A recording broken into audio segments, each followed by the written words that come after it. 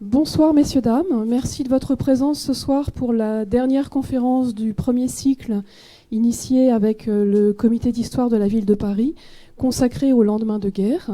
Donc c'est la dernière ce soir, merci d'être présent. Et merci aussi à la conférencière que nous recevons, Laura Hobson-Faure, qui est maître de conférence à l'université Sorbonne Nouvelle Paris 3, et qui ce soir va nous présenter la reconstruction de la vie juive après-guerre, bien sûr, puisque c'est notre thème, et avec l'aide américaine. Ou sans, nous allons voir ça, comment vous allez nous en parler. Une petite recommandation d'usage avant le départ de la conférence. Merci d'éteindre vos téléphones portables ou de les mettre en silence. Bonne conférence à tous et à tout à l'heure pour les questions. Merci. Bonsoir tout le monde. Donc vous allez tout de suite entendre mon accent qui vient d'ailleurs, qui vient des États-Unis. Donc de temps en temps, si je dois répéter quelque chose, vous pouvez donc... n'hésitez pas. Hein, d'accord. Donc, j'aimerais d'abord remercier la ville de Paris, le comité d'histoire, les archives de Paris pour cette belle invitation de vous présenter mes recherches. Donc, ce soir, je vais vous parler de la France et de la population juive au lendemain de la Seconde Guerre mondiale. La France représente un cas singulier dans l'après-guerre, essentiellement pour 3 raisons. Tout d'abord, lorsque la population juive d'Europe s'est trouvée brutalement décimée par la Shoah, la France avait l'un des taux de survie les plus élevés en Europe occidentale. Les 3/4 des Juifs de France ont survécu à la guerre. Ceci n'est pas pour diminuer la situation française qu'on va aborder plus tard. À la Libération, entre 180 000 et 200 000 Juifs vivaient en France, faisant de ce pays le lieu de résidence de la plus grande communauté juive en Europe occidentale continentale. Dans l'après-guerre, la communauté juive d'Angleterre était plus importante que la France, mais en Europe de l'Ouest, c'était la population juive la plus importante. Deuxièmement, les ports français donnant accès aux Amériques et à la Palestine ont vite fait de ce pays l'un des lieux de passage incontournables pour les migrations juives. Une des conséquences de ces migrations, la France est devenue l'un des rares pays qui retrouve dès 1960 son taux de population juive d'avant-guerre. Et finalement, bien que la libération ait marqué le début d'une période difficile pendant laquelle les Juifs sortaient de la clandestinité et attendaient, souvent en vain, le retour de leurs proches, la plupart d'entre eux ne souffraient pas seuls. Un réseau diversifié d'œuvres sociales avait survécu à la guerre et aidé les Juifs qui cherchaient à reconstruire leur vie et leur communauté détruite. La France est donc un lieu important pour la reconstruction de la vie juive en Europe. L'histoire de la reconstruction du judaïsme français après la Shoah se dessine depuis les années 1990. On commence à écrire des histoires, les livres d'histoire autour de cette question. Et ces livres montrent la réinsertion des Juifs dans l'État-nation après la tourmente. Et si l'historiographie croissante sur l'après-guerre a aujourd'hui identifié certains thèmes et les acteurs clés, l'apport des Juifs américains n'a jamais vraiment été analysé, ce qui donne l'impression que la reconstruction est une affaire franco-française qui avait lieu entre les instances communautaires juives et la République. Donc ce soir, en vous parlant de mon livre, En plein Marshall juif, que je vais vous montrer, voilà, j'aimerais élargir cette vision et vous montrer le cadre transnational de la renaissance du judaïsme français et du judaïsme européen dans l'après-guerre. Pour ce faire, je vais dans un premier temps évoquer la situation des Juifs en France au lendemain de la guerre.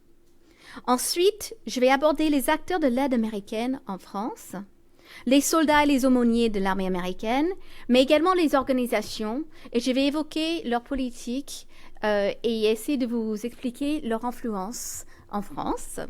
Et puis, dans un troisième temps, je vais me pencher sur le cas spécifique des enfants juifs pour vous montrer et vous analyser en quelle mesure les politiques de ces organisations américaines touchaient la vie de ces individus. Donc, parlons d'abord un petit peu de la guerre. Si la libération a mis fin à 4 années d'humiliation et de difficultés pour la majorité de la population française, la période de l'immédiate après-guerre ne promettait guère une amélioration sensible des conditions de vie. Afin de permettre à tous de surmonter les pertes liées à la guerre, les dirigeants du gouvernement provisoire de la République française ont adopté un ton conciliatoire qui reconnaissait la souffrance collective de la nation, tout en diminuant toute tentative de répondre aux injustices commises envers des groupes spécifiques.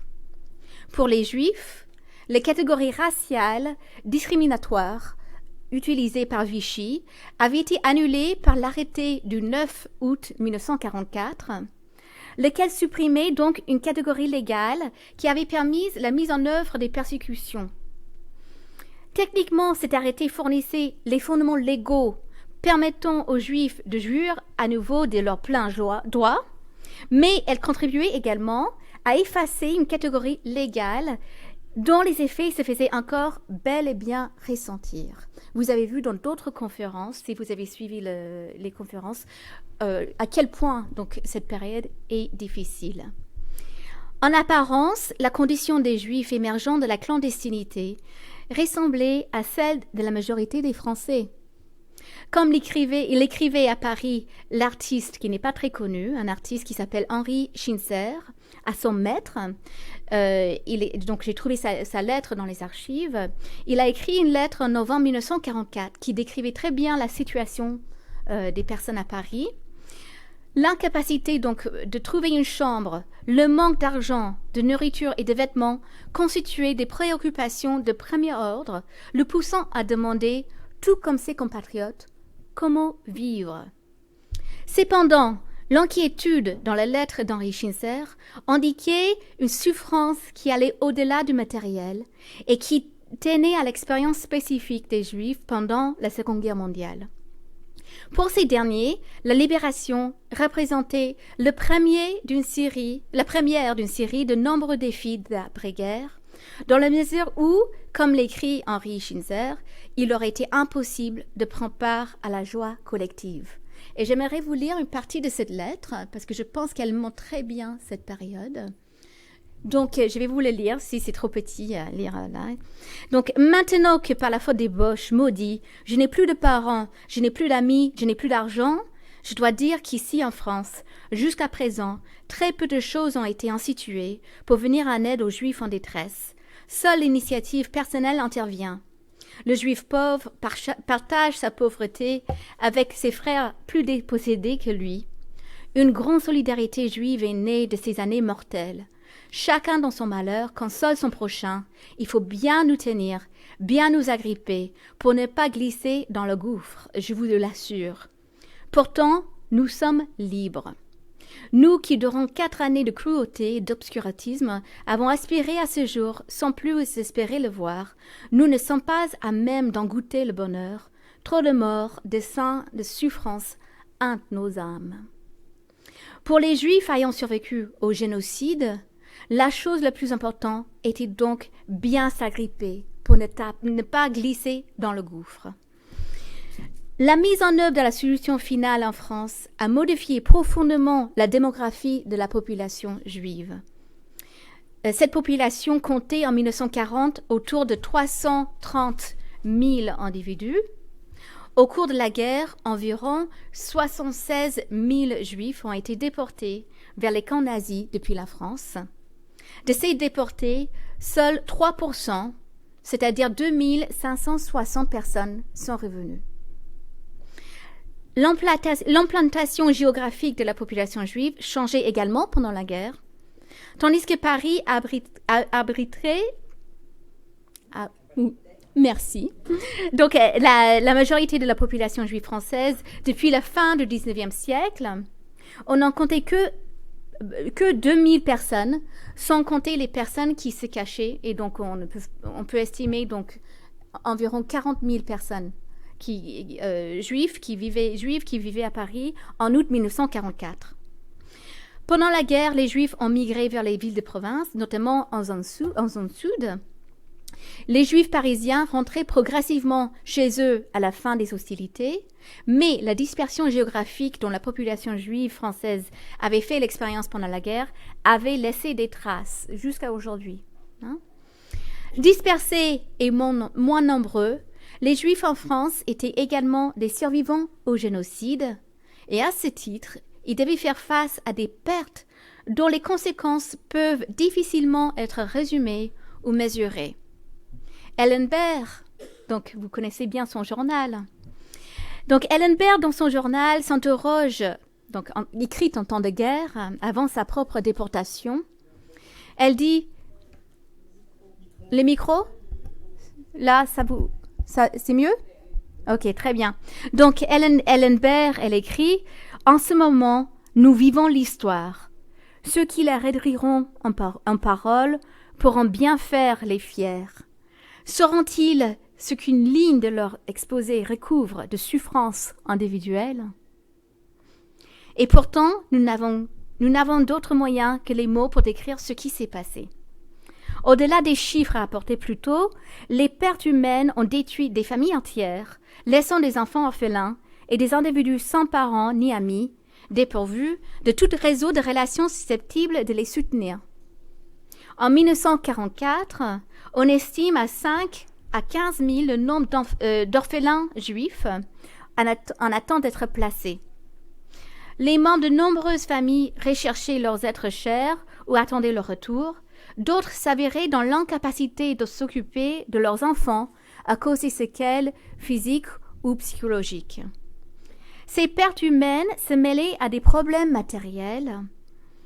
Comme vous avez vu, donc avec les autres historiens qui ont parlé au début du cycle, donc les fonds de commerce et les possessions ont été confisqués et organisés pendant la guerre, laissant ceux capables de travailler sans outils ni ateliers ou exercer. Les appartements et maisons qui avaient appartenu à des Juifs avant la guerre étaient souvent habités et difficiles à récupérer à la Libération, malgré la loi votée en novembre 1944 dans le but de faciliter la restitution des biens juifs. Dans le seul Paris, on avait estimé à 65 000 le nombre de Juifs dont les foyers avaient été pillés ou vendus. Et ça, c'est une estimation qui date de l'après-guerre. Aujourd'hui, on a des chiffres qui sont plus complètes. La vie religieuse et associative avait également subi des terribles pertes au cours de la guerre. 20 synagogues ont été détruites, 10 profanées et pillées, et bon nombre d'autres saccagées. Selon l'historien David Weinberg, 23 des 60 rabbins en France ont été tués dans les camps et 2 ont été fusillés. Les organisations sociales juives s'en sortaient légèrement mieux, contraintes de rejoindre l'UGIF, l'Union générale des Israélites de France, qui était une structure imposée par les nazis en 1941. Beaucoup de ces organisations ont constitué des filières clandestines pendant la guerre pour pouvoir sauver le plus de personnes possible. Et donc, à la libération, ces organisations sont quelque part restées, même dans une forme diminuée, elles sont quand même présentes. C'est cette infrastructure fragile qui va recevoir l'aide provenant des Juifs américains.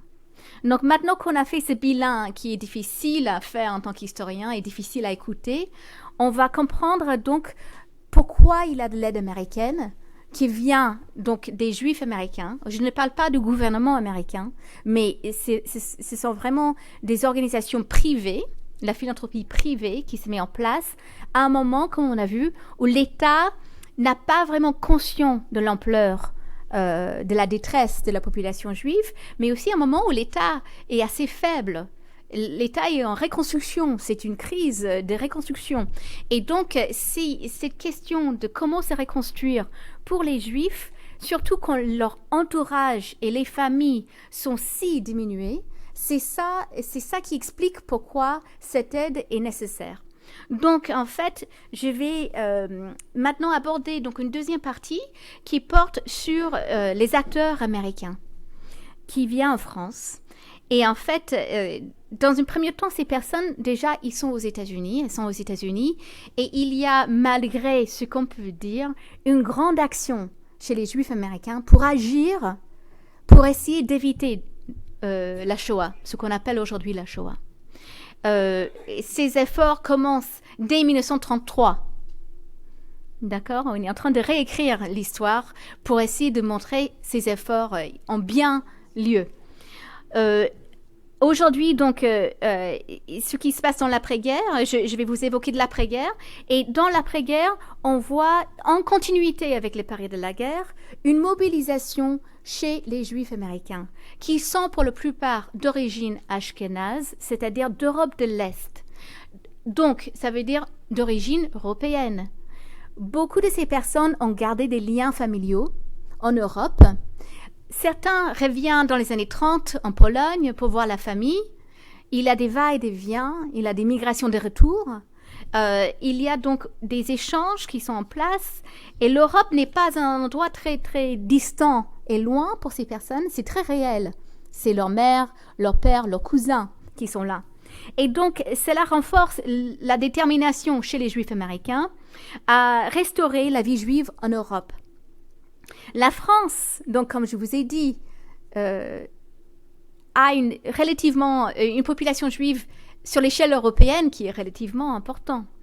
Et donc, malgré les pertes qui sont, et les expériences qui sont terribles, de l'extérieur, la France est perçue comme un lieu, même un des seuls lieux où le judaïsme peut prospérer de nouveau en Europe.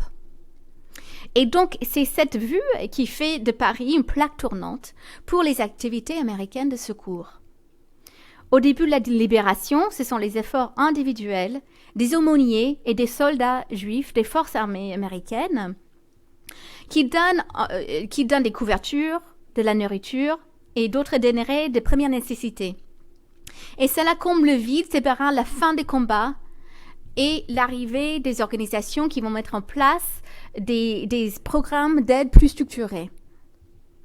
Ces Américains contactaient les familles des survivants aux États-Unis, organisaient l'envoi des colis et, une fois démobilisés, ils racontaient les histoires de ceux qu'ils ont aidés en Europe et alertaient ainsi la population juive américaine sur la situation des survivants en Europe. Pour vous montrer mieux, je vous montre quelques images. Donc ici, on voit une image qui m'a été donnée par l'enfant que vous trouvez dans la photo, le petit qui est là. Et en fait, aujourd'hui, il a presque 80 ans. Mais c'était l'enfant, donc il avait 6 ans. Il avait 6 ans dans cette photo. Sa maman, qui est juste derrière lui, donc c'est elle. Elle était cachée tout au long de la guerre dans une chambre de bonne. C'est sa voisine qui l'aidait. Elle était dans le 10e arrondissement. Elle ne parlait presque pas le français. Elle parlait uniquement le yiddish et je pense le polonais. Donc c'était une femme juive polonaise qui était venue en France dans les années 30. Et en fait, dans l'après-guerre, c'était un moment très difficile pour ce petit garçon puisque lui-même, il était caché par sa nourrice proche de Saint-Denis, en région parisienne. Et c'est le moment de retrouvailles avec sa maman. Sa maman qui, bien sûr, n'a pas de moyens de vivre. Et donc, ces soldats juifs américains, avec qui, donc, elle et sa copine, que vous trouvez également dans la photo, elles communiquent ensemble en yiddish. Donc, c'est leur langue commune, la seule. Et en fait, ils se sont liés d'amitié. Le fils pense que les femmes de ces soldats ne seraient pas très contents de la nature, voilà, de leur relation. Et on voit ici donc le même groupe d'amis. Cette fois-ci, c'est une photo qui est donc prise en studio à Paris, ce qui montre pour moi, l'historienne, une volonté de marquer, de figer quelque part cette relation, même si ça ne dure pas dans le temps. Hein? Mais j'aimerais vous parler parce que ici vous pouvez dire oui, mais ce sont des femmes qui ont besoin des soldats parce qu'elles n'ont pas d'autres moyens de vivre. Certainement, c'est une des réalités qui a lieu ici. Mais il y a d'autres. Et donc, pour vous montrer d'autres, je vais vous parler d'un aumônier. Donc, les aumôniers sont souvent des rabbins qui sont rabbins aux États-Unis et qui s'enrôlent dans l'armée en tant que rabbins. Et donc, leur rôle, c'est d'aider l'armée à garder l'ordre en mobilisant leurs troupes autour de la vie religieuse. Donc, un des aumôniers s'appelle Isaac Klein. Il était donc, dans un premier temps, à Chartres, où il avait su qu'il restait des familles juives cachées. Il est vraiment là dans les moments de la libération. Et quand il apprend qu'il a des familles cachées, mais qui ont peur de sortir de leur cachette, il décide de peindre une étoile de David sur sa casque. Et en fait, il est allé dans la place centrale de Chartres et il a ouvert un journal en yiddish. Et il est resté sur le banc. Et il s'était dit, je vais attendre le moment comme ça, tout le monde saura que je suis là et les gens, ils vont pouvoir me retrouver. Et finalement, c'est comme ça que ces personnes ont eu la force de sortir de leur cache. Donc, c'est une belle anecdote, mais encore une fois, on a de cette partie d'interaction des anecdotes, mais je vais vous donner d'autres pour vous donner une image un peu plus étouffée. Donc, le cas de Reims, la ville de Reims, donc à l'est de Paris, je le prononce mal, mais vous voyez où ça va. Donc, en fait, ce même aumônier, Isaac Klein, il s'est ensuite retrouvé à Reims, où il y a une petite communauté juive. Elle était encore plus petite après la guerre. Il restait très peu de cette communauté après la guerre. Et en fait, avec ces soldats, ils ont réussi à réanimer la vie de cette synagogue qui avait été utilisée pour stocker les armes pour l'armée nazie. Et en fait, donc, ils ont réapproprié la synagogue.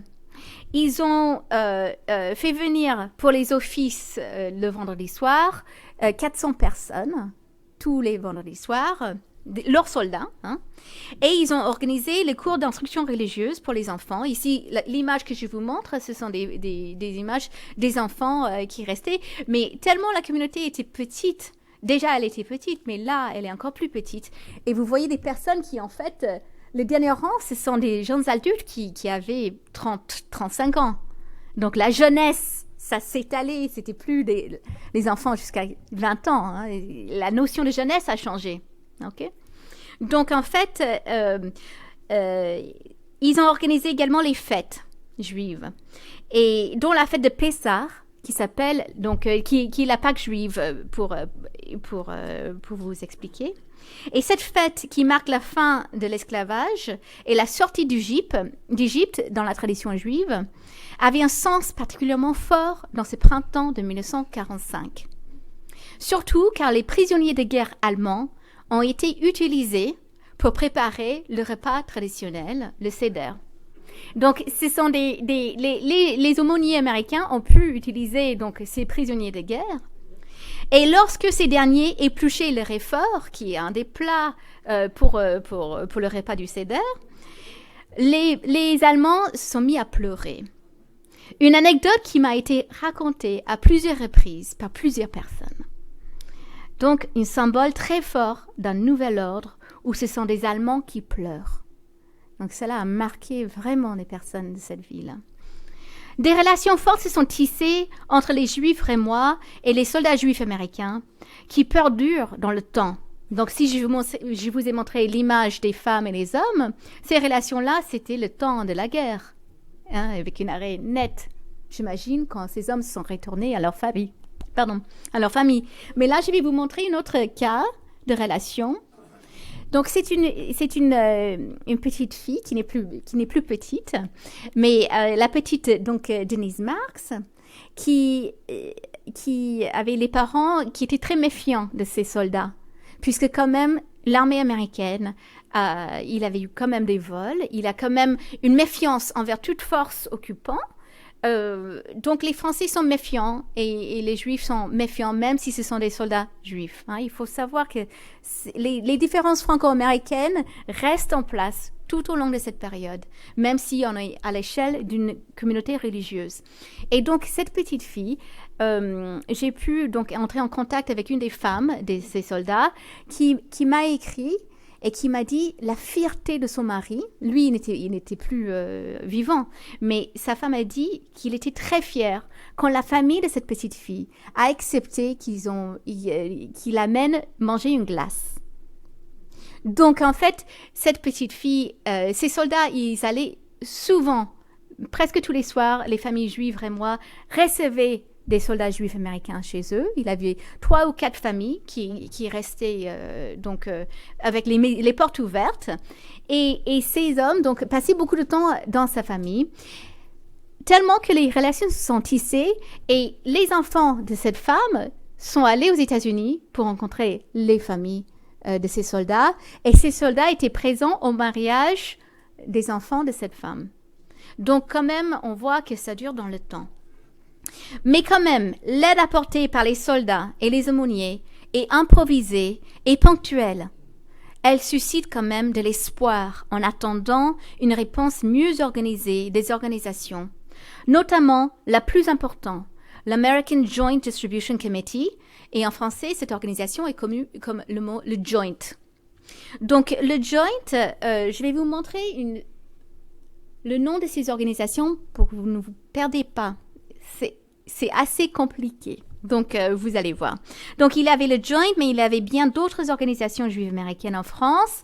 Le National Council of Jewish Women, l'American Jewish Committee, le HIAS, et le Congrès juif mondial, qui est une organisation internationale, mais qui était financée par l'American Jewish Congress, qui était donc basé aux États-Unis. Donc, puisque c'est l'organisation la plus importante, je vais d'abord et je vais surtout me pencher sur l'histoire du Joint. Est-ce qu'il y a certaines personnes qui ont déjà entendu parler de cette organisation? Une personne, ok, donc, oui, ok, donc je vais voilà, après, j'espère que je vais pouvoir entendre vos propres réflexions et histoires autour de cette organisation. Donc, le Joint est né aux États-Unis, à New York, pendant la Première Guerre mondiale, en 1914, pour aider les personnes victimes du conflit de la Première Guerre mondiale, puisqu'il avait une grande population juive qui était située au front pendant ce conflit. Et donc, le Joint, c'est une organisation qui rassemblait des différents efforts chez les Juifs américains. C'est pour ça qu'ils ont pu joindre ensemble ces efforts, dont le nom Joint. D'accord? Donc, cette organisation avait, donc née pendant la Première Guerre, avait étendu son activité dans toute l'Europe de l'Est, dans l'entre-deux-guerres, et progressivement, Europe de l'Ouest. En France, le Joint commence à jouer un rôle important à partir des années 30, comme il y a la crise des réfugiés fuyant l'Allemagne. Et donc, le Joint est là pour aider à subventionner des œuvres sociales pour accueillir ces personnes. Donc, pendant la Deuxième Guerre mondiale, le Joint continue son activité en France, même après la rupture des relations diplomatiques entre Vichy et Washington. Donc, même dans la période 42-44, le Joint arrive à envoyer de l'argent et finance environ 60% de la résistance juive pendant l'occupation. Donc, dans l'après-guerre, le Joint est l'organisation le mieux placée pour mettre en place une aide pour aider les Juifs en Europe. Toute l'Europe, la France, comme je vous ai dit, fait partie de ce programme européen, mais ce n'est pas le seul endroit où le Joint intervient. Donc, le Joint reçoit environ 57% des fonds qui sont mis en place et récoltés par une organisation qui est la première sur la liste, le United Jewish Appeal. Et c'est cette organisation-là qui a été créée aux États-Unis en 1939 pour trouver une solution d'unification pour réunir tous les efforts chez les Juifs américains pour récolter de l'argent à la fois pour les problèmes sociaux des Juifs aux États-Unis, les efforts pour sauver le plus possible en Europe et bien sûr aider ceux qui étaient en Palestine. Donc à l'époque, on parle de Palestine. Donc ces 3 missions étaient rassemblées par le United Jewish Appeal. Et le United Jewish Appeal, ensuite, donnait 57% de l'argent récolté au Joint. Donc, vous voyez, les priorités, c'est quand même l'Europe. OK? Donc, le Joint a mis en place, dès décembre 1944, les Américains sont revenus en France et ils ont mis en place un bureau et un programme important. Influencé par les principes philanthropiques américains, le Joint visait à terme l'autonomie et l'autosuffisance des communautés auprès desquelles il intervient. Il s'abstient ainsi d'offrir directement des services aux individus. Il préfère subventionner des organisations locales qui vont ensuite aider les autres. Il apporte une aide considérable à tout un réseau d'œuvres sociales et verse 27 millions de dollars aux associations juives françaises dans la décennie après la guerre. Ainsi, par leur intermédiaire, le Joint aide 50 000 personnes environ en France en 1945 et cela représente entre 25 et 28% de la population juive française. Donc en fait, c'est quand même un quart de la population qui est assistée par le Joint et ce sont non pas seulement les Français, mais également les Juifs étrangers qui sont présents en France à ce moment-là. Donc le Joint confie aussi de l'argent à 2 caisses qui proposent des prêts sans intérêt et il propose ces prêts à 23 000 personnes, ce qui explique comment les Juifs ont pu commencer à se reconstruire sur le plan économique dans l'après-guerre, puisque, comme vous avez vu, les procédures sont très longues pour établir un cas juridique, pour retrouver ces biens d'avant-guerre, et c'est rare de retrouver ces biens d'après-guerre dans le même état et dans la même situation. C'est rare de retrouver sa situation d'avant-guerre. Et donc, ces prêts sans intérêt permet donc à des personnes de commencer dès le lendemain de la guerre de reprendre une activité qui fait vivre donc la petite famille qui reste. Donc, même au début des années 50, le Joint, qui avait déjà diminué son programme en France, continue à subventionner une vingtaine d'organisations et donc 15 000 personnes par mois. Cette aide permet d'assurer aux Juifs en France une certaine assise foncière dans ce moment très fragile. La contribution du Joint à la vie juive française ne peut se résumer à l'aide financière, par contre. Compte tenu de sa critique des pratiques sociales dans les institutions juives françaises, puisque le Joint, ce sont des professionnels du social, ce sont des personnes qui ont fait les études universitaires en travail social aux États-Unis, et ils arrivent à un moment de crise en France où il y a très peu de personnes formées dans les métiers sociaux métiers sociaux, et en plus très peu de personnes qui sont formées tout simplement dans des associations qui travaillent dans l'urgence. Donc, le Joint essaie de former les populations qui travaillaient dans les œuvres sociales juives en Europe et on voit que sa influence va se faire sentir. Donc, je vais vous montrer quelques images. Ici, vous avez le château de la Mai à Versailles. Aujourd'hui, c'est une clinique. Mais en 1949, le Joint a ouvert une école de travail social. Et ce sont des méthodes américaines de travail social qui ont été enseignées, notamment la méthode qui était vraiment en vogue dans l'après-guerre, le casework. Et le casework, donc, est perçu comme une méthode américaine. C'est une méthode anglaise, en fait, mais c'est perçu comme une méthode américaine. Et les assistants sociaux en France, en ce moment-là, sont très, très avides d'apprendre plus sur cette méthode. Et donc, il n'est pas surprenant que finalement, une fois que l'école s'ouvre, d'autres personnes non juives cherchent à venir dans cette école et apprendre de sa faculté qui vient donc de l'Université de Columbia pour la plupart. Certains, ce sont des juifs allemands qui sont réfugiés aux États-Unis.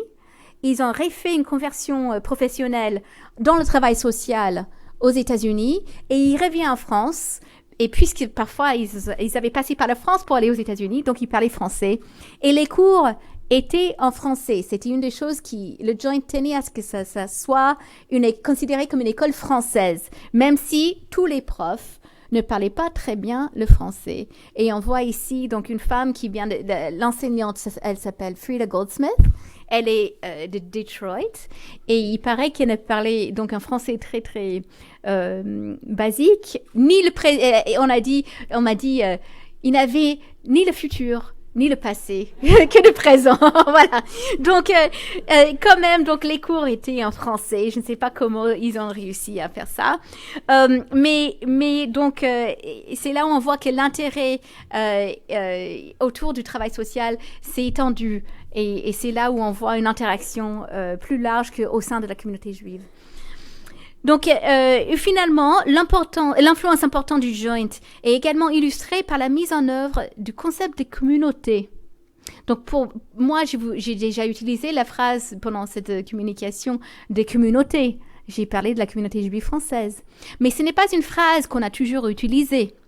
Et en fait, avant la Deuxième Guerre mondiale, on parlait du mot communauté pour décrire les fidèles d'une église ou d'une synagogue.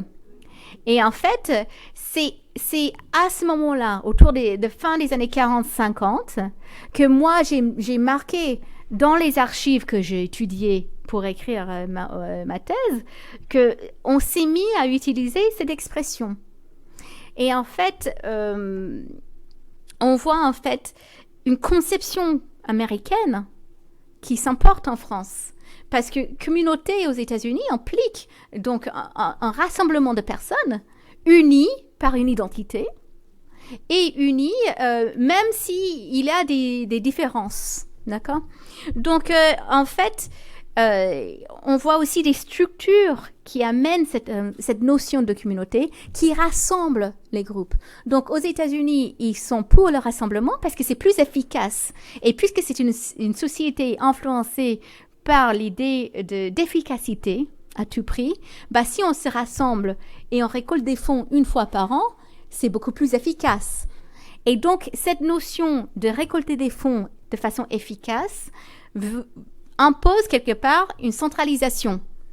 Une centralisation où au moins qu'on soit tous sur le même égide. C'est pour ça que le Joint, dès son arrivée, demande aux Juifs de France d'arrêter de se battre, d'arrêter d'avoir 10 000 organisations avec 10 000 récoltes de fonds différents et de se rassembler. Donc, ils voulaient utiliser le modèle du United Jewish Appeal que je vous ai évoqué tout à l'heure, sur là, le premier. Ils essaient d'importer cette méthode et cette structure en France. Et en fait, avec beaucoup d'efforts, ils réussissent à faire ça. Et cette organisation s'appelle aujourd'hui le Fonds social juif unifié. Elle existe toujours. Elle est créée en 1949 sous les auspices, avec le fort désir du Joint.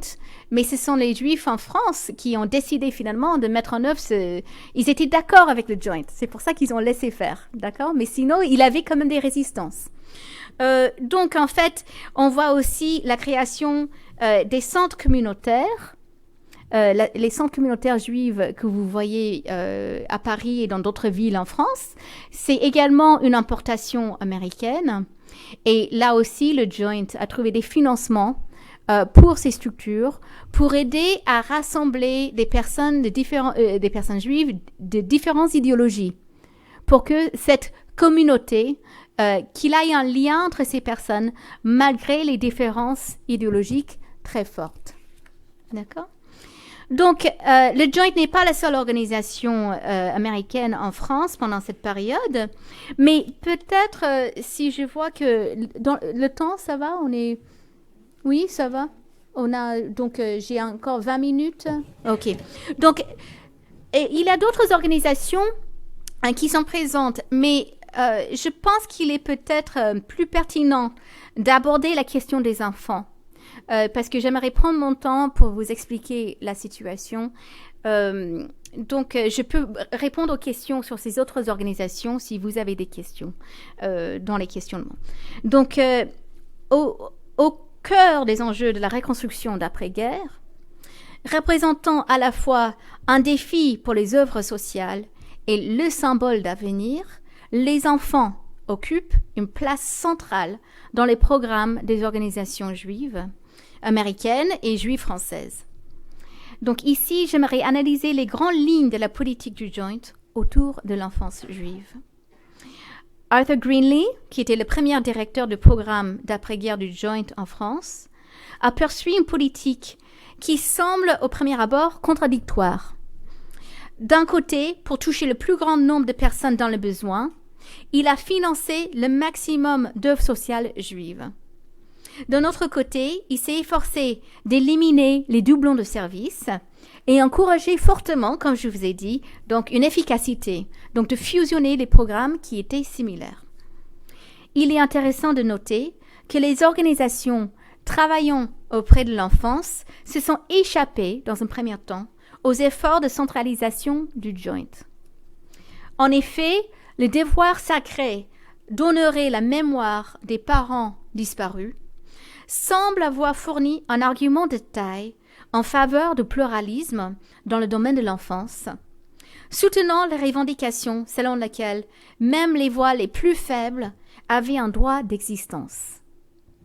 Ceci permet l'expression d'une grande diversité idéologique parmi les organisations juives qui aidaient les enfants. Le Joint soutenait donc les organisations orthodoxes, bundistes, sionistes, communistes, ainsi que deux organisations qui avaient au sein de leur maison une pluralité, l'œuvre de secours aux enfants et les éclaireurs israélites de France. Donc, en tant que l'œuvre sociale le plus importante dans le domaine de l'enfance, l'œuvre de secours aux enfants, une organisation qui existe toujours, l'OSE. Vous l'avez entendu parler de l'OSE? Voilà. Donc, l'OSE occupe une place centrale dans le programme du Joint. En 1945, l'OSE a obtenu 26% du budget global du Joint pour la France. Et ce budget du Joint était 2 millions de dollars pour l'année 1945. Ce qui a permis à l'OSE de maintenir en mars 1945 17 maisons d'enfants avec plus de 3000 enfants. La volonté du Joint de distribuer largement son aide est mise en évidence par sa décision, malgré les tensions naissantes de la guerre froide, de subventionner les maisons d'enfants des organisations juives communistes en France. Donc, elle subventionne ces organisations jusqu'en 1953, et je vais vous évoquer pourquoi. Donc, en août 1946, selon le Joint, il donnait 1 million de francs par mois, ce qui correspondait à 45% du budget mensuel de l'Union des Juifs pour la Résistance et l'Entraide, donc l'UJRE, qui était l'organisation juive communiste principale. Et donc, ça subventionnait les maisons d'enfance mises en place par donc cette organisation juive communiste. Et son département de l'enfance s'appelait le Comité central de l'enfance, le CCE. Donc, en 1952, le Joint donnait toujours autant d'argent. Donc, on est en plein période mécartiste. Et le Joint prenait en fait un risque énorme aux États-Unis en donnant de l'argent aux Juifs communistes. La situation, par contre, s'est basculée avec les persécutions antisémites staliniennes de l'autre côté du rideau de fer. Le Joint était l'une des cibles directes des autorités soviétiques dans le procès de Rudolf Schlansky à Prague en 1952 et dans l'affaire des blouses blanches. Donc, l'affaire des blouses blanches, pour vous rappeler, donc, ce sont donc des médecins qui sont accusés de complot en Union soviétique. Et la plupart de ces médecins, ce sont des juifs. Et ces personnes sont donc mises avec un procès. Et le Joint fait partie du discours. Le Joint est accusé par l'Union soviétique comme étant une organisation d'espionnage américaine. Donc, en fait, ces événements font objet d'un vif débat qui enflamme la presse en yiddish en France. Et la presse juive communiste, la Nia Press, ainsi que les personnes qui travaillaient à la fois pour la Nia Press en yiddish et qui écrivaient aussi pour les journaux communistes en France, en français, ont mis en place une série d'articles terrible, je pense que c'est le mot le plus approprié, qui descendait le Joint, qui était vraiment accusatoire. Je vais vous montrer quelques exemples de ces articles dans la presse. Je vais retourner aux autres photos que j'ai séchées. Donc là, c'est ce soir. Donc il avait l'humanité ce soir, à l'époque. Ce soir avait été arrêté en 1953. C'était les derniers jours de ce journal. Et donc, comme vous voyez en haut, espionnage et conspiration sous couvert de la charité, révélation sur l'organisation juive américaine Joint. OK? Donc là, ça c'est le premier. Ce sont donc des articles écrits par Pierre Hervé, qui était résistant. Donc, révélation sur le Joint. La preuve qu'il ne s'agit pas de philanthropie, c'est qu'on voit confier les fonctions de chef de service de Public Relations de Paris, donc il parle des bureaux du Joint, à un fidèle de Trotsky. Bon, ça commence doucement, n'est-ce pas? Après, ça prend des ampleurs un peu plus méchantes. La finance juive américaine a commandité Hitler. OK. Et puis, ça devient encore plus grave. Normalement, il avait 3. Voilà, c'est le 3e. Donc, ça termine par des accusations vraiment très ciblées. Et en fait, ce qui est montré, dévoilé dans ces séries de 10 articles qui apparaissent, et là, cette fois-ci, c'est un moment fragile, comme je vous ai dit, pour les Juifs en France. Mais là, ça étale les détails et les faits de la déportation en français devant tout le monde. Et en fait, il y a des personnes ici qui sont accusées de collaboration, qui n'ont pas du tout collaboré, mais qui sont accusées de collaboration, qui étaient forcées de travailler avec l'UGIF pendant la guerre, donc l'Union générale des Israélites de France. Et donc, on voit des histoires très, très méchantes étalées pour tout le monde. Ce n'est plus dans la presse yiddish où il y a seulement des personnes qui parlaient yiddish, qui lisaient les yiddish, qui pouvaient les lire. Donc là, ça a amené une autre ampleur. Mais aussi, même si c'était en yiddish, les Juifs américains savaient lire les yiddish. Et donc, ça devenait dangereux puisque tout ça est sorti dans la presse pour les Joint aux États-Unis de continuer à subventionner des communistes. Donc, ce n'était pas que le Joint était contre l'idée des maisons d'enfants communistes. Le Joint considérait que les gens avaient le droit d'élever les enfants selon les souhaits des parents disparus. Le problème, c'était, en pleine période mécartiste, que le Joint risquait beaucoup de continuer ses subventions. Et donc, en 1953, le Joint a pris la décision d'arrêter les subventions pour les organisations juives communistes. Par contre, le Joint continue à financer les aides pour les autres organisations de l'enfance. Et en fait, sa politique est fortement liée à la générosité de la population juive américaine, qui fait don en 1946 des montants records à l'United Jewish Appeal, qui donne 57% au Joint. Et puisqu'il y avait tellement de dons en 1946, ils ont pu doubler la subvention pour la France en 1947 jusqu'à 6 millions de dollars. Donc en 1945, on était à 2 millions et là, on était à 6 millions de dollars. Par contre, en 1947, ils commençaient à récolter beaucoup moins d'argent aux États-Unis et en plus, il y a eu une augmentation du coût de la vie en France dans cette année, ce qui a incité le Joint à réduire ses subventions en 1947. Ces réductions budgétaires étaient aussi un moyen de faire réagir les organisations que le Joint finançait. En effet, pour rendre cette communauté juive française autosuffisante, le bureau du Joint pour la France, maintenant sous la direction de Laura Margolis, donc une femme, depuis juin 1946, voulait rendre la prise en charge sociale plus efficace. Le Joint continuait donc à centraliser les aides sociales afin d'éviter des doublons de services. Mais là, cette fois-ci, le Joint cible les services de l'enfance. Et je vais vous montrer une image de Margolis.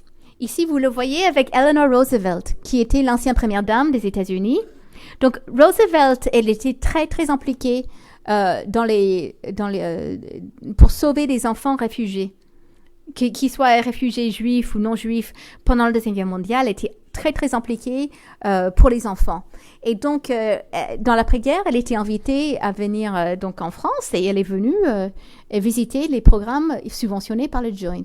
Donc là, vous le voyez au milieu de l'image. Voilà. Donc, les réductions budgétaires du Joint ont été accompagnées d'une nouvelle politique que le Joint appliquait à partir de septembre 1947. Les colonies de vacances, que jusqu'alors étaient subventionnées par le Joint pour les enfants juifs, n'étaient plus systématiquement subventionnées. L'organisation américaine ne subventionnait plus les placements dans les maisons d'enfants pour les enfants ayant les 2 parents en vie. Comme je vous ai dit, c'était très typique dans ce moment-là. Les parents ne se sentaient pas à même de s'en occuper de leurs enfants. Et donc, il les plaçait le temps de se remettre. Et donc, le Joint a dit stop. Non, ces enfants, ils rentrent dans les familles. Et puis, on voit une politique d'arrêter les subventions pour les enfants ayant plus de 18 ans dans les maisons d'enfants. Donc, cette décision, notamment et surtout la décision de rendre autonomes les enfants ayant plus de 18 ans, a provoqué un bouleversement au sein des organisations de l'enfance. L'OSE, par exemple, a été obligé de réduire le nombre de ses protégés de 1200 à 650 enfants, ce qui a entraîné la fermeture de 11 maisons d'enfants entre octobre 1946 et octobre 1948. Les éducateurs des enfants se souviennent de cette situation avec émotion. Lors de notre entretien en 2005, Gabi Cohen, qui était une des éducatrices, qui avait reçu les enfants qui ont survécu à Buchenwald, donc on s'est vus et elle m'a parlé de ses expériences et je vais vous montrer ce qu'elle m'a dit autour de ça. Donc, elle dit, je m'en souviens, on avait dit, voilà, les enfants ont tel ou tel âge, c'est fini, ils doivent sortir de la maison d'enfants, ils doivent devenir self-standing. Comment dire, j'utilise un mot allemand pour qu'ils deviennent indépendants. Nous, on ne considérait pas ça. C'était de mon frère, c'était de ma sœur, c'était de mon oncle, c'était de la famille. On ne peut pas les expédier dans la nature et dire, voilà, tu dois être autonome. On ne comprenait pas ce principe. Eux, les Américains, ils voyaient le bien de l'enfant, mais nous, on voyait ça d'une toute autre manière. Comment les nôtres, on va les mettre à la rue et leur dire « travail, va-t-on » etc. Alors que ça partait d'un bon sentiment des gens formés qui pensaient à l'avenir de l'enfant. Et nous, c'était au niveau de l'émotion, des sentiments, de l'amour qu'on avait. Comme une mère juive ou un père juif, il ne veut pas jeter son gosse. Donc, si les éducateurs juifs français qui tentaient de remplacer les parents absents ont été choqués par la froideur du Joint et défendaient le droit de leurs enfants à vivre dans les maisons et à faire des études longues, l'organisation américaine était convaincue des bienfaits de sa politique, qui devait faire naître au sein des œuvres françaises la volonté d'unir leurs efforts pour construire un programme d'aide plus durable, qui était plus subventionné par les Américains, mais auto-subventionné.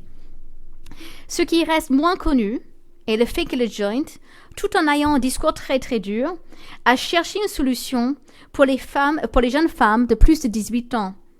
Grâce à une collaboration avec une autre organisation juive américaine, le National Council of Jewish Women. Donc le National Council of Jewish Women, ce sont les images ici que j'ai sautées. Donc là, vous voyez les enfants de l'OSE qui sont en train de recevoir des colis envoyés par cette organisation, le National Council. Donc, entre 1945 et 1949, le National Council of Jewish Women avait organisé aux États-Unis, partout aux États-Unis, des endroits pour récolter des objets pour les enfants, des vêtements, des jouets, et envoyer ces colis en France. Ça s'appelait le Shipper Box. Et là, vous voyez donc les enfants en train de déballer les cartons. Et ils ont bien sûr pris des photos parce que c'était très important de remercier et de renvoyer des lettres de remerciement aux États-Unis. Et je vais vous montrer une autre image de ces remerciements. Donc, ce sont des mises en scène, des photos mises en scène pour remercier et pour continuer, pour que les colis continuent. Il fallait quand même dire que c'était utile. Donc en fait, le National Council of Jewish Women avaient une bonne conscience des politiques du Joint. Ils travaillaient ensemble. Et en fait, le National Council avait envoyé un représentant en France en 1947 qui avait installé un bureau dans les bureaux du Joint. Donc, ils savaient très bien, ils s'entraidaient. Et donc, le National Council avait, donc, répondant aux besoins, avait ouvert un foyer pour les jeunes femmes juives, donc en août 1947. Et puis, Laura Margolis, puisque les enfants de 18 ans allaient être donc mis en dehors des maisons de l'enfance, a essayé de faire en sorte qu'ils ouvrent une deuxième maison. Et donc, discrètement, parce que si on faisait partie de l'United Jewish Appeal, on avait le droit de faire partie et de recevoir les dons récoltés une fois par an. On n'avait pas le droit d'aller en dehors de cette structure et essayer de trouver de l'argent. C'était une négociation très, très difficile. Donc, en fait, Laura Margolis a quand même essayé, discrètement, de trouver des fonds aux États-Unis pour ouvrir une deuxième maison pour les jeunes femmes. Par contre, elle était surprise qu'en fait, les organisations juives françaises avaient, de leur tour, trouvé un moyen de travailler ensemble, ce que le Joint voulait, et ils ont créé un foyer pour les jeunes femmes à Versailles, qui donc répondait à cette demande pour que ces jeunes femmes ne soient pas mises à la rue. Par contre, les jeunes garçons, souvent, sont retrouvés dans les chambres d'hôtel, dans les chambres de bonne à 5, dans les chambres de bonne. Certaines étaient dans une situation, ils se sont sentis vraiment perdus et quelque part mis à la porte de façon très brutale. Et en fait, certains à tort contribuent leur départ des maisons, puisque c'était presque au même moment que la création de l'État d'Israël en 1948. Ils considéraient qu'avec la création d'Israël, ils n'étaient plus une priorité. Et en fait, cela n'est pas vrai. Le Joint continuait à subventionner la France une fois qu'Israël existait. Mais c'était leur façon de comprendre leur histoire. Et c'était seulement récemment que j'ai pu rencontrer certains de ces enfants et leur expliquer que non, en fait, c'était pas à cause d'Israël qu'ils étaient mis à la porte. Donc en fait, pour conclure, parce que je pense que c'est l'heure de conclure, pour la période donc de 1944 à 1960, les enfants juifs en France bénéficiaient de l'aide américaine. Elle irriguait un réseau d'organisations juives offrant aux familles juives fragilisées ou détruites par les déportations, ainsi qu'aux enfants eux-mêmes, un soutien décisif. En distribuant ces fonds à toutes les tendances idéologiques confondues, le Joint faisait vivre les voix les plus minoritaires et encourageait implicitement la diversité idéologique de la population juive française. Mais ces ressources n'étaient pas illimitées et la pression pour réduire les coûts augmentait, surtout, comme je vous ai dit, après 1947. Les réductions budgétaires provoquaient une vive réaction chez les Juifs français, mais ces derniers acceptaient la nouvelle politique et cherchaient des solutions pour ceux qu'ils considéraient les plus vulnérables. L'action donc de la directrice du Joint, Laura Margolis, nous permet de nuancer l'image du Joint en France. C'était elle qui avait instauré les politiques budgétaires les plus contestées, mais c'était également elle qui avait dédoublé le travail des Juifs français à la recherche d'une solution pour les jeunes femmes qui risquaient de passer à travers les mailles du filet. C'est cette image complexe du Joint qui caractérise le mieux les actions de l'organisation américaine dans la France d'après-guerre. J'espère donc vous avoir montré à quel point la présence... Et je vais vous montrer une dernière image avant. Voilà. Donc là, vous voyez les remerciements, encore une fois, une photo prise pour être envoyée aux États-Unis pour que l'aide continue. Donc, j'espère vous avoir montré à quel point la présence juive américaine en France, après la Shoah, est déterminante. Elle fournit une aide financière primordiale qui alimente le réseau important des œuvres sociales. Elle soutient l'introduction d'outils et de pratiques sociales américaines qui sont adoptées par les Juifs français.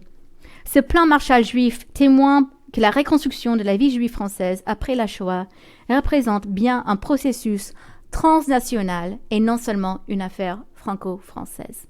Merci beaucoup.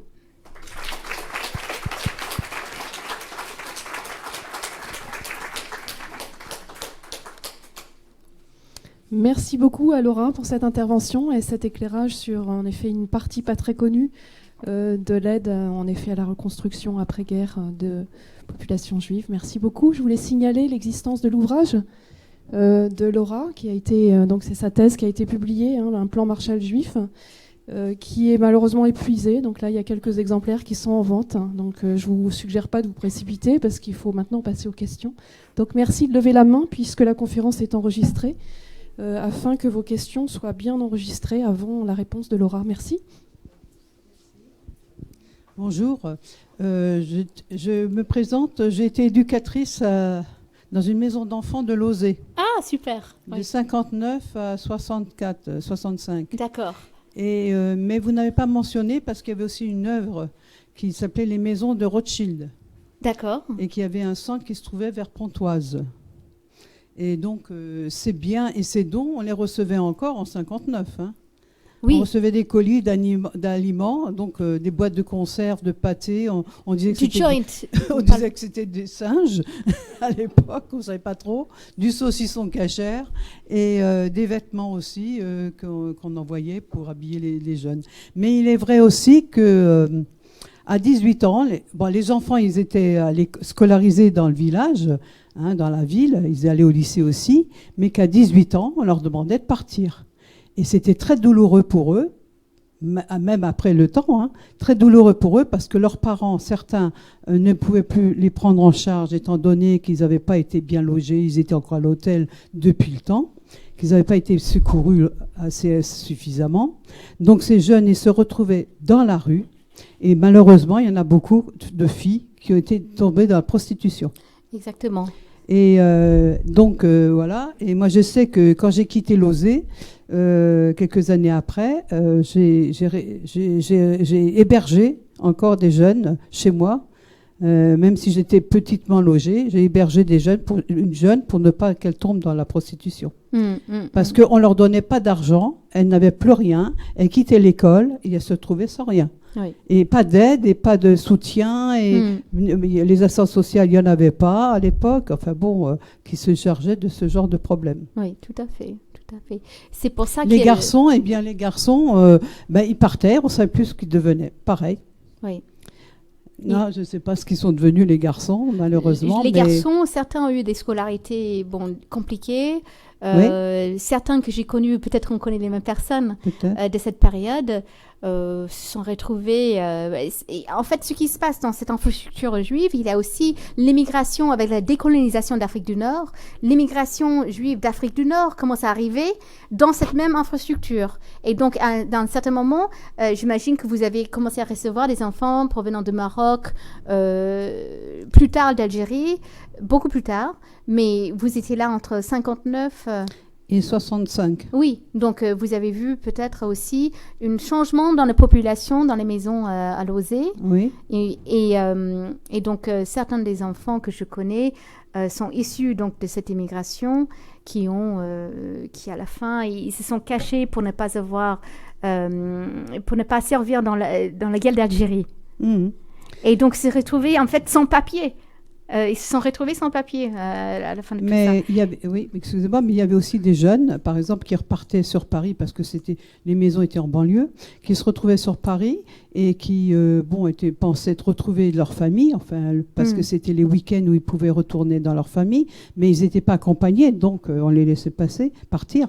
Et très souvent, ils occasionnaient des petits vols et autres, et on les retrouvait en prison.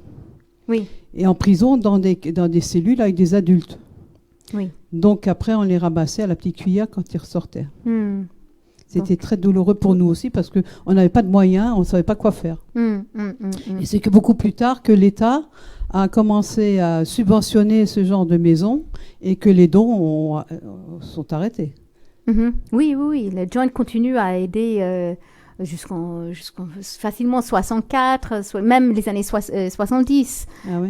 C'est là où ça commence à s'arrêter. Donc, Mais l'État aide à partir de... L'OSE commence à chercher les aides de l'État à partir de 48.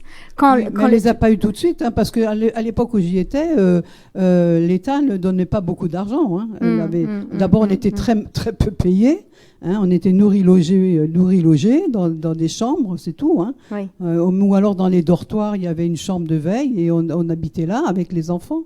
Et donc, on était très, très peu payés. Mais l'État ne subventionnait pas à 100% comme ils le font maintenant. Hein.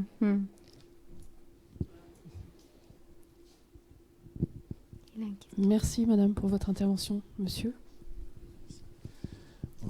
J'ai eu l'occasion d'assister à une exposition à la mairie du 17e il y a quelques mois sur l'OSE et les enfants de Buchenwald. Oui. Et il y avait un monsieur qui était là, qui était un ancien enfant de Buchenwald. Certainement, vous le connaissez. Je pense que je vois de qui vous parlez.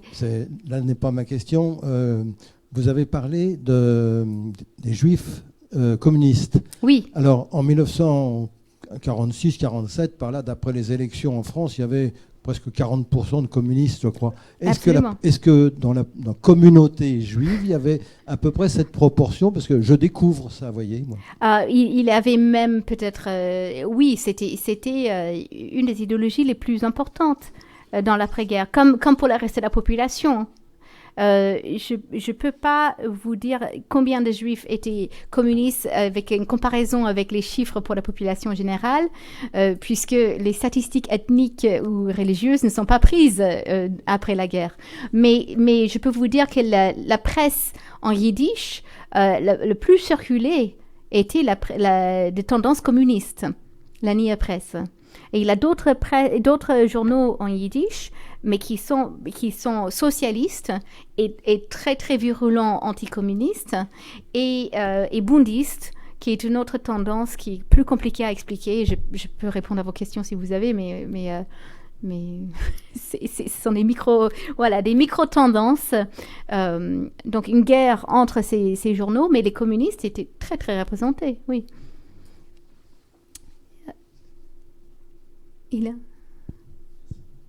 J'ai plusieurs questions. La première, c'est de savoir si vous avez des informations sur le rôle et l'activité de l'Hochshomer Hatzair, du Dror et du Bund, qui était plutôt un mouvement sioniste et qui prenait le retour en Israël, et qui était donc en concurrence avec les autres organisations que j'ai citées. Ça, c'est le premier point. Deuxième point, c'est vrai que c'est important ce que vous dites, parce qu'à l'époque, à 18 ans, on n'était pas majeur. Et donc la question qui se pose, c'est de qui répondait ? C'est-à-dire, quelle était la responsabilité ? Parce qu'il faut attendre 1970 pour qu'en France, l'aide sociale et l'aide judiciaire prennent en compte les enfants de 18 à 21 ans, avec la possibilité pour les enfants de dépendre de l'État. Donc ça veut dire que jusqu'en 1970, ces enfants sont dans la rue, sans effectivement... donc c'est une question, qui répond d'eux ? Qui en est responsable ? Parce que si personne n'est responsable, ça veut dire que eux qui ne sont pas majeurs doivent répondre d'eux-mêmes, ce qui est quand même pas rien. Oui. Le troisième point, c'est une question plus polémique.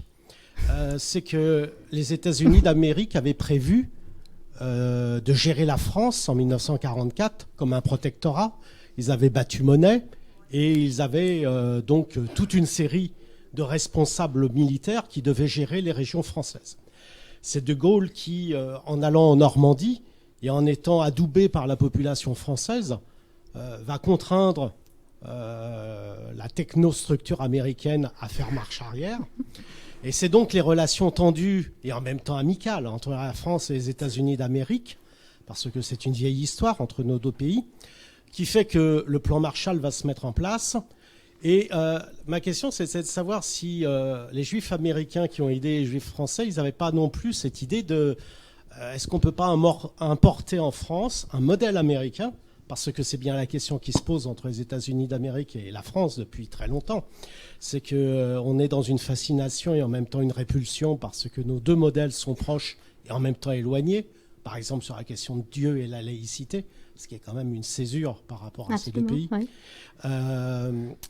Vous avez parlé des statistiques ethniques Nous, en France, on s'y refuse, même si depuis quelque temps, on s'y livre en catimini. Voilà.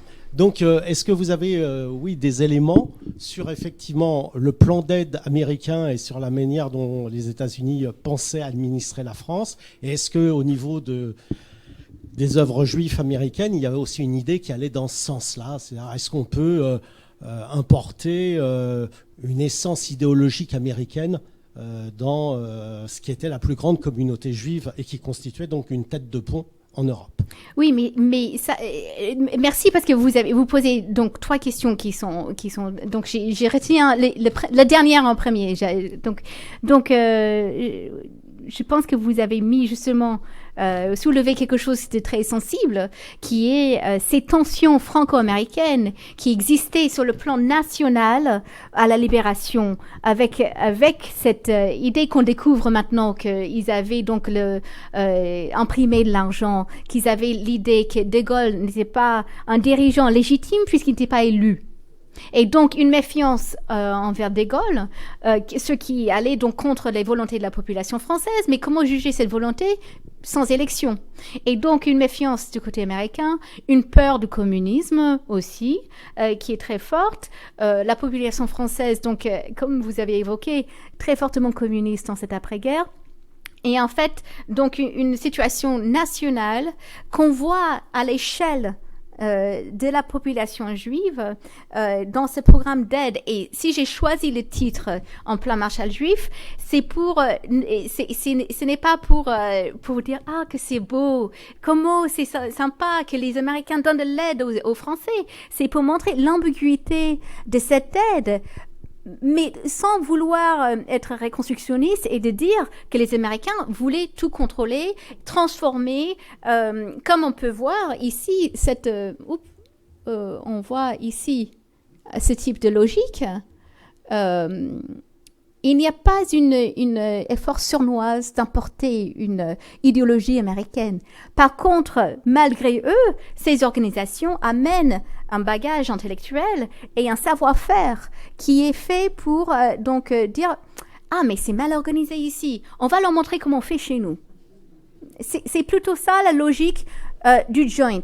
Mais comme j'ai fait assez vite pour ne pas vous ennuyer avec tous les différents noms d'organisations et pour que vous soyez complètement perdus, il y a une organisation qui s'appelle American Jewish Committee.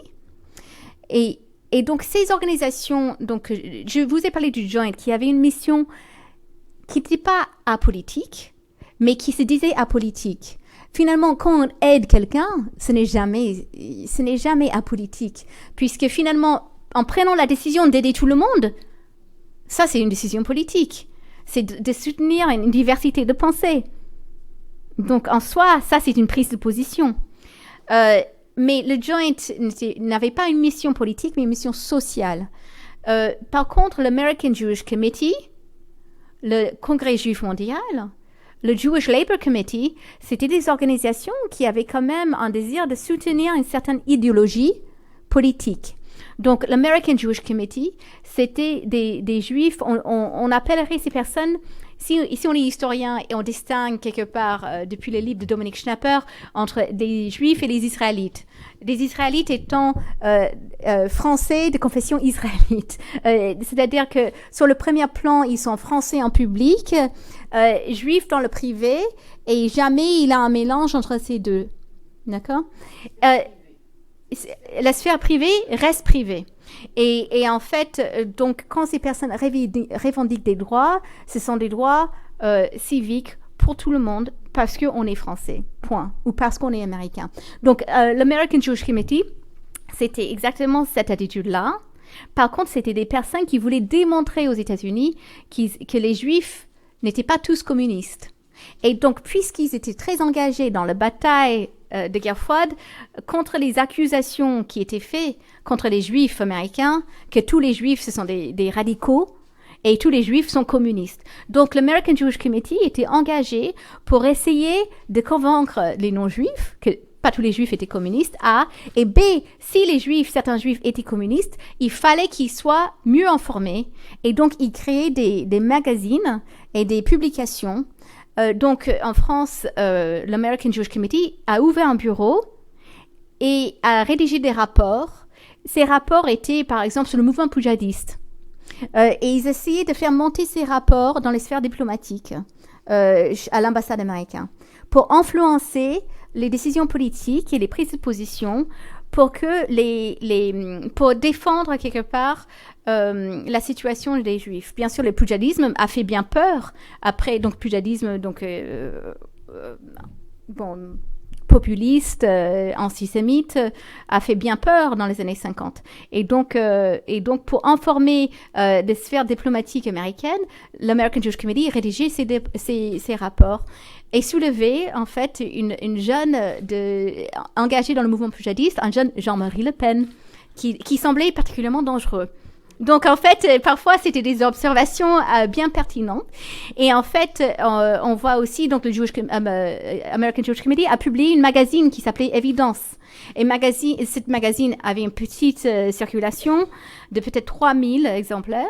Et c'était publié entre 49 et 63. Donc, il a une vraie attitude politique pour essayer de changer la vie des Juifs qui étaient communistes et d'un côté. Et donc, on joue avec la politique quand même. Hein, c'est pas le Joint qui le fait. Je ne sais pas si j'ai répondu à votre question. Je pense que sur le Bund et sur Shlomo Hatzair, je n'ai pas des éléments à apporter. Il a une thèse en cours sur le Bund. Le Bund n'est pas forcément sioniste. Le Bund, c'est un mouvement qui a des sionistes et des non-sionistes dedans. Mais on peut en parler après. Je pense que c'est assez ciblé.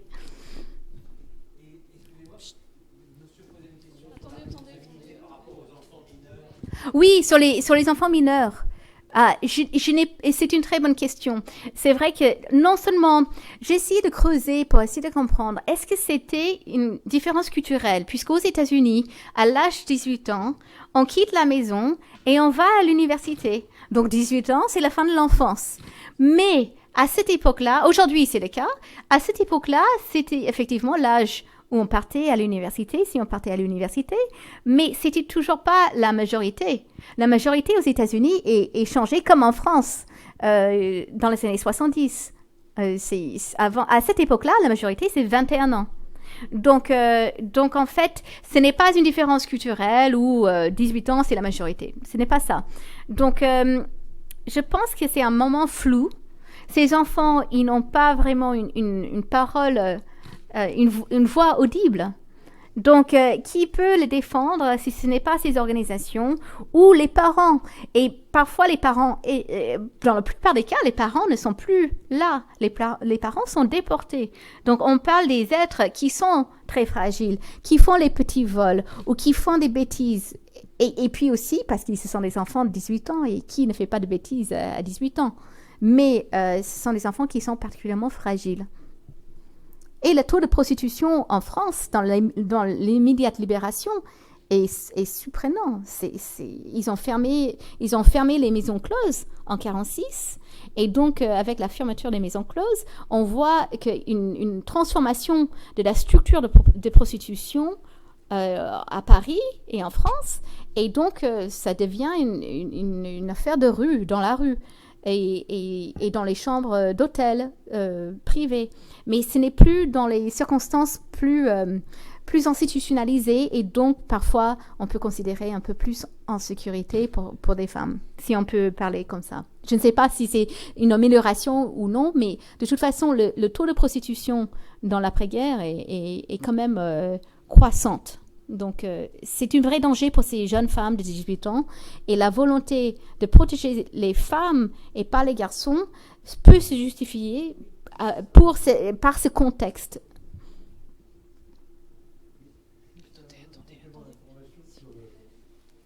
Un complément d'information sur les gouvernements militaires américains qui étaient prévus en Europe. Oui. Ce n'est pas spécifique à la France. C'était également prévu dans d'autres pays libérés, exactement, oui. Notamment en Italie, et où ça a été mis en œuvre, je crois, un certain temps, pendant une période peut-être assez brève, avant qu'il y ait des élections et la construction de la République italienne. Mm. Bon, mais en Italie, il n'y avait pas de Gaulle, donc en France, ça a tourné court. Voilà. Oui.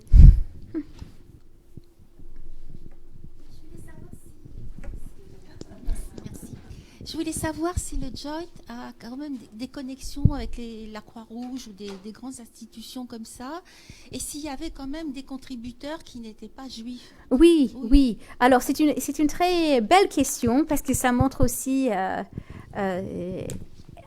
quel point est-ce que c'est quelque chose qui se passe quelque part à l'échelle d'une communauté et ça s'arrête là. Et en fait, d'un côté, on voit que le Joint est une organisation juive, mais de l'autre, une des questions que j'ai explorées, c'est en quelle mesure le Joint est accepté et considéré comme une organisation américaine. Et donc, dans l'après-guerre, il y a autour de l'ambassade américaine un département social. Et ce département social regroupe les associations qui travaillent sur le sol français, des associations bénévoles qui travaillent en France. Et en fait, on voit que le Joint fait partie de ces associations, travaille avec. Mais si on regarde les chiffres, le programme du Joint est en fait plus important, financièrement parlant, de beaucoup de ces organisations américaines. Je ne peux pas vous comparer les chiffres aujourd'hui parce que je n'ai pas les chiffres devant moi, mais vous pouvez donc... dans le livre, j'ai des chiffres sur le Joint et vous pouvez comparer. Mais le Joint est intégré comme association. Pour les Américains, c'est considéré comme une association américaine qui travaille auprès de la population juive. Pour la France, c'est considéré comme une association juive qui donc s'en occupera des Juifs. Et donc, dans l'immédiat après-guerre, pas tout au long, et j'ai creusé les archives, mais je n'ai pas trouvé beaucoup de références au Joint, mais il y a quand même une grande questionnement qui va s'en occuper des déportés juifs. On n'utilisait pas ce terme. Comme vous voyez dans l'exposition qui est là, on n'utilise pas l'expression déporté, même raciale. On n'utilise pas. On dit. Donc là, j'ai vu les cartes. J'ai vu déporté politique, déporté civil. Parfois, on dit déporté racial pour distinguer. Et en fait, il y a toute une confusion entre ces organisations et le Joint affirme le principe que les aides françaises qui sont débloquées pour les déportés doivent être fournies à tous les déportés. Et il est hors de question pour le Joint que le Joint s'en occupe des déportés juifs. Si l'État débloque des fonds pour ceux qui sont déportés de France, c'est donc la responsabilité de l'État et dans le respect de la République qu'ils aident les déportés juifs, quelle que soit leur nationalité. Et un des vrais problèmes avec l'aide qui est mise en place par l'État à ce moment-là, c'est qu'il délègue ce rôle à des associations de résistants. Il y a une association qui s'appelle le COSOR, le comité, je ne vais pas me tromper sur le nom. Le COSOR, c'est le nom court. Et c'est une comité d'aide qui est donc hérité de la résistance, mise en place pendant la guerre. Et le COSOR ne veut aider seulement les déportés français, de nationalité française. Or, beaucoup des Juifs qui sont déportés de France ne sont pas français. Et donc, il y a des tensions qu'on peut lire dans les archives entre ces organisations. Mais donc, pour répondre à votre question, le Joint est bien considéré avec beaucoup de respect comme une organisation américaine pour tout ce qui est aide américaine. Et dans le vrai plan Marshall, c'est-à-dire la mise en place des aides du gouvernement américain, dans ce plan Marshall, le Joint, comme toute autre organisation américaine qui travaille en Europe, a des aides pour rembourser les frais d'envoi de nourriture et de colis. C'est tout. Voilà. S'il vous plaît. Pardon. Vous nous avez dit que dès 1933, sentant grandir l'idéologie d'Hitler et de ses équipes, les Juifs américains essayaient d'éviter la Shoah. Est-ce que vous pouvez nous donner un exemple ? Bien sûr, oui, je peux vous donner. Vous savez combien de temps ? La question, c'est. je travaille sur cette question en ce moment. Donc, dès 1933, on commence à avoir peur pour les enfants juifs aux États-Unis. Et donc, il y a plusieurs comités qui se forment et qui, dès 1933, pour essayer de voir s'il n'est pas convenable de faire immigrer ces enfants aux États-Unis pour les faire sortir de ce qui devient une situation politique tendue. Et donc, en 1934, 3 organisations fusionnent et donc on a une organisation qui s'appelle German Jewish Children's Aid. Et c'est cette organisation-là qui, pendant la Deuxième Guerre mondiale, va aider à faire sortir à peu près 1000 enfants d'Allemagne. Certains enfants, en fait, il a à peu près 300 enfants de ces 1000 qui viennent de la France occupée. Et en ce moment, j'ai fait une étude de ces enfants qui quittent la France occupée et qui immigrent aux États-Unis grâce à ces organisations qui sont mises en place dès la première heure. Mais il y a également un boycott en 1933 organisé par le Jewish Labour Committee, qui est sur cette liste, avec d'autres organisations juives qui essaient de boycotter les produits allemands et de lever une question de boycott. Lors des Olympiques, les Jeux Olympiques à Berlin en 1936, ils boycottent les Jeux Olympiques, et ils font des Olympiques secondaires, en parallèle, pour boycotter. Donc, vous avez vraiment d'en bas un mouvement du peuple pour essayer de vraiment protester. Et même si on sait aujourd'hui que la question de pouvoir politique n'est pas du tout le même aujourd'hui et à l'époque. Et donc, dans les années 30, les Juifs américains n'ont pas beaucoup de pouvoir. Et donc, ils essayent d'influencer le gouvernement américain. Mais je pense que les historiens dans les années 60 et 70 sont entrés dans un jeu de qui est le responsable. Pourquoi ça a pu arriver et qui est responsable. Et en cherchant un responsable, on a perdu les faits, on a perdu le sens des faits. Donc maintenant, il y a une nouvelle génération d'historiens qui regardent les faits un peu avec beaucoup plus de distance, ces questions émotionnelles de la période de qui est responsable. Voilà. Il avait une conférence.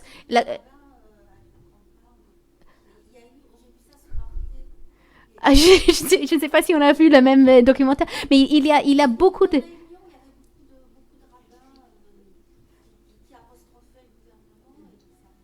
Il y a quand même eu des tentatives après tentatives d'influencer le gouvernement américain, et il y a eu quand même des efforts et des changements de politique du gouvernement américain qui étaient tardifs, mais qui étaient quand même faits, et ce qui a permis de sauver, par exemple, les Juifs hongrois. Voilà, mais c'est des... Pas tous. C'était oui, pas tous. Et là, je vais trop vite. Hein. Je n'aime pas... Voilà. Exactement. Il faut... Mais il y a quand même un changement des politiques américaines mis en place avec par exemple, The War Refugee Board, qui est une organisation du gouvernement américain pour sauver les Juifs, qui est mise en place, je pense, 43-44. C'est tard. Mais quand on est dans une guerre, on ne sait pas combien de temps ça dure. Donc, c'est facile de lire de façon achronologique les faits. C'est très facile. Mais il ne faut pas le faire. Oui ? Je vous remercie de m'avoir fait découvrir ce moment des relations franco-américaines que je ne connaissais pas, avec autant de vivacité et de clarté.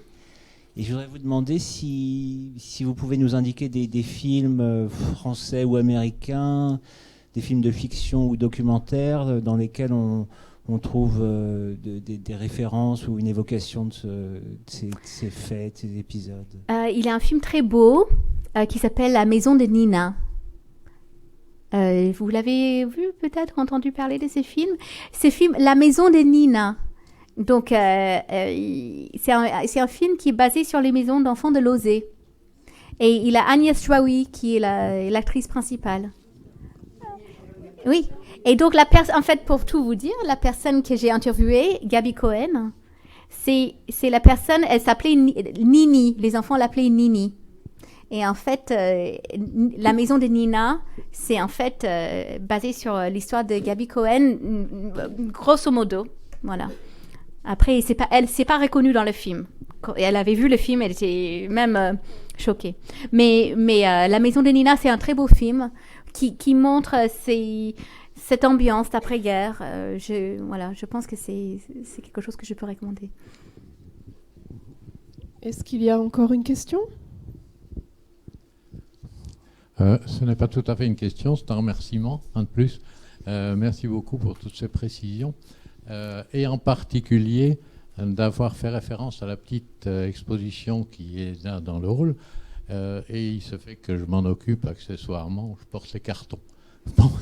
Mais vous avez signalé qu'on faisait peu part des mouvements qui ont été portés à l'aide après, et notamment à la communauté juive. Je vous signale que l'exposition ici n'est pas complète. Oh non, je ne parlais pas de cette exposition. Hein. Non, mais vous y avez fait allusion tout à l'heure en disant qu'il n'était pas question de racial ou non. Oui. Et effectivement, elle est incomplète. Il y a plusieurs panneaux qui n'ont pas pu être exposés et qui justement parlent de ces aides, qui parlent largement de l'OSE, notamment, des enfants juifs également qui ont été sauvés par les anciens prisonniers allemands qui étaient là depuis longtemps, quand on les a amenés au moment de l'affaire juive, comment ils ont été rapatriés en France, les Polonais, les Espagnols et toutes ces populations qui comprenaient notamment des Juifs ont été effectivement aidés dans ces associations, et que ce soit des associations de résistants ou de déportés. Voilà, donc désolé pour l'exposition, il y a plusieurs panneaux qui manquent. Avec plaisir de révisiter l'exposition. On n'a pas pu, mais l'exposition continue à tourner. Et il y a un site, adressez-vous au petit comptoir, il y a un site où on peut voir les calendriers de l'exposition. Voilà. Merci beaucoup. Merci à vous. Merci.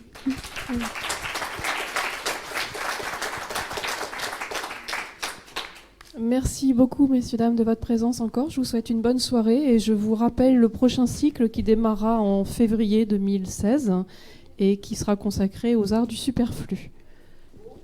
Aux arts du superflu. Oui, donc ce sera un sujet un peu plus léger, à RTS.